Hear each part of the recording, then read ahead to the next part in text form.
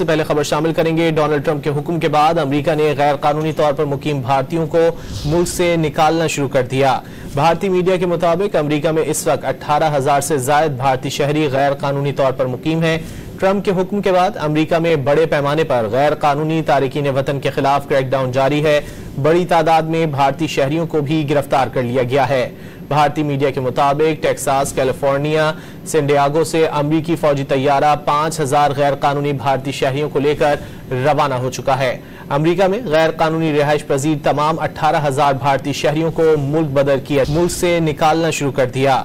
भारतीय मीडिया के मुताबिक अमेरिका में इस वक्त 18,000 से ज्यादा भारतीय शहरी गैर कानूनी तौर पर मुकीम हैं।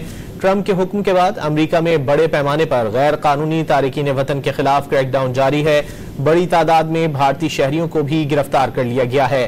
भारतीय मीडिया के मुताबिक टेक्सास, कैलिफोर्निया, सैन डिएगो से अमेरिकी फौजी तैयारा 5,000 गैर कानूनी भारतीय शहरियों को लेकर रवाना हो चुका है। अमेरिका में गैर कानूनी रिहाइश पजीर तमाम 18,000 भारतीय शहरियों को मुल्क बदर किया जाएगा।